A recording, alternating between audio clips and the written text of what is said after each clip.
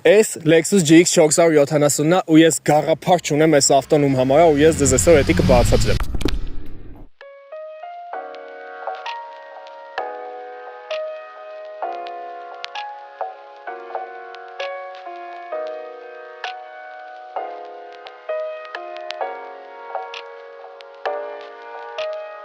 Մարդիկ եկել են Lexus GX-ի ավզորը, դու ֆինիկդ նկարում ես ինչի համար է։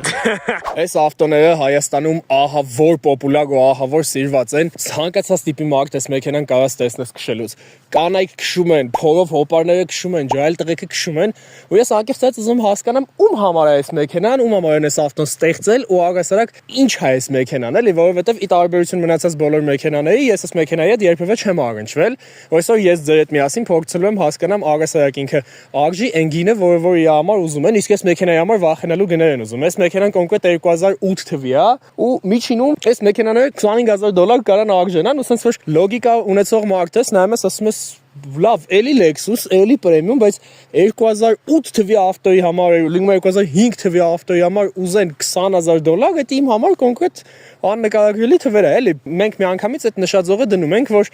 այս ավտոյից մենք պետք է ուզենք այն, ինչը որ մենք ուզում ենք $20000-25000 ավտոյից։ Այս մեքենան 2003 թվին հայտնվել է ու մինչև 2009, եթե անգամ չեմ սխալվում, կարող է մինչև 2010 թիվը արտադրվել է, որից հետո արդեն փոխանցվել է հաջորդ մոդելով։ Ինքը հիմնված է Toyota Land Cruiser Prado 120-ի վրա։ Մեծ պրոստը ուզում եմ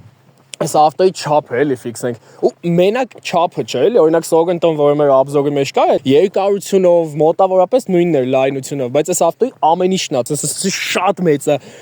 ակերի չափը, հայլիների չափը, չգիտեմ, դռների չափը, ամեն ինչը ու ամենակարևորը, սենց անենք, սիրուն մաքուր։ Քեզ այս աշխարհում ոչ մի բան պետք չի, եթե քո ավտոյի վրա կա Lexus-ի լոգոն ու V8։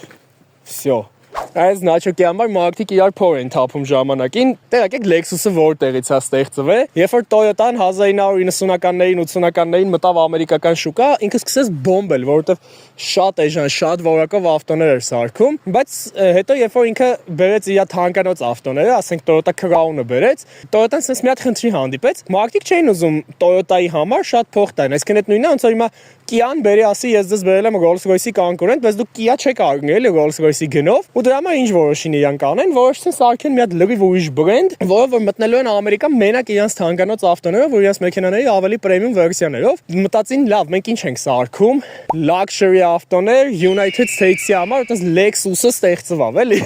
Դա Lexus-ի ստեղծման պատմությունը։ Սա մեր օպերատորը փոխվել է, իդեպ եթե ձեզ դուր է գալի նոր օպերատորական աշխատանքը, ասեք։ Աշխատավարձս կբարձրացնեմ։ Ներկապային աշխատավարձս մի բաժակ դուետ է։ Այն այդ դու ես արել այդ դուետը ինգեշ։ Բագաժնիկը սովորաբար ավտոների ոնց է բացվում։ Սենց, չէ։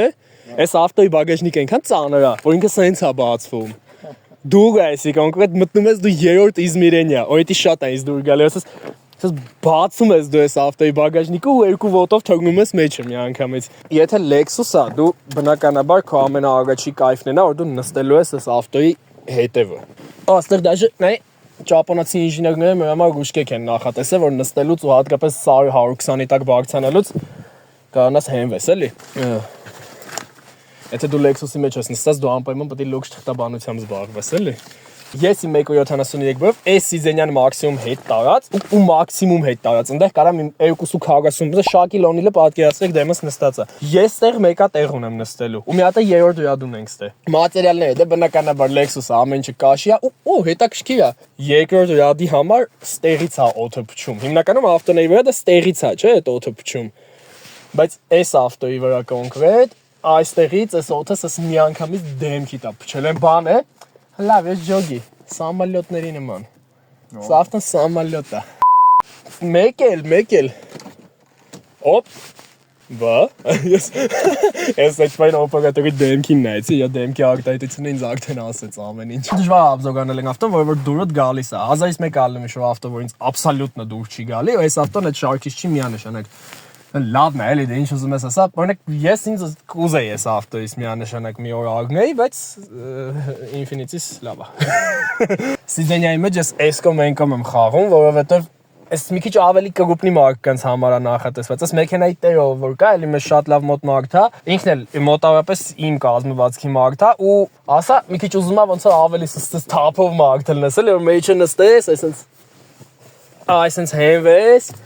ու այսպես քշես, էլի դες ավտոն։ Դες քշելը վտանգավոր է, խորհուրդ չեմ տա դες քշեք, բայց դες ավտոյի մեջ ավտոմատ դու չես կարաս նեշը սպորտային sense սպասատկա ունենաս, դու ավտոմատ sense ես նստում ես ավտոյի մեջ։ Այս ավտոն ահա որ կոմֆորտ, փափուկ, շատ փափուկ ավտո է, ու դու հետ կապված մեծ պատմություն եմ ուզում ձեզ պատմեմ։ Ես այնօր այս մեքենայի տիրոջ հետ որ հանդիպել խոսում էինք, մեքենան այսպես մոտավորապես դիքի վրա կանգնած էր, խոսալու շշով բան էր խմում, sense շիշը դրել է այդ ավտոյի հետևի բամպերի վրա, խոսում է քշում գնում է մի 4-5 կիլոմետր գնում է տուն է հասնում այդ մարդը դարու փոսերով մեր Երևանյան ու հաջորդները նկար է ուղարկում շիշը ոնց դրած էր շթի վրա նույնպես մնացել է այդ իսումը արդեն այս ավտոյի մասին ամեն ինչ ասում էլի ահա որ կոմֆորտ լոդկա պրոստը լոդկա է այս ավտոն մենք անցյալ աբզորի մեջ էլի խոսում էինք Սորենտոյի կենոկեքի մեծության մասին հենց էլի սա նույնն է եկա մեծ դու ասա քշելուց առանց նայելու ձենը բարձրացրի հոբ մագնիտոֆոնի մեջ էսի մի շոր բան փոփոխ ուրիշ մի անում էր անջատած ժամանակ վայ սա ոնց հատկացնեմ հա մաթանի Օրիջայսին չանում Ես դե արդեն մնաց, խճերի բնական ռեակցիայով մնաց էսի վիդեոյի մեջ։ Իրականում երբ որ այս մեքենան դուրս է եկել Convair-ից, ինքը Toyota Land Cruiser Prado 120-ից զգալի թանկ է եղել, մոտավորապես $10,000-15,000 թանկ է եղել, երբ որ նոր են եղել, բայց հիմա մեր շուկայում ահա որ խառն են գները, S ու 120 Prado-ն լրիվ նույն գներն են, պլյուս-մինուս $1,000-2,000 Այդ պայմաններում այս մեքենան բնականաբար ավելի հետաքրքիր տարբերակ է թվում, որտեղ ստեղ մենք պնևմոել ունենք, գործարանային մոնիտորել ունենք, կամերա ունենք, դաժե փքվող, տաքացող, մասաժանող չունենք, բայց ու իհարկե V8 շարժիչը, սրա V8 շարժիչը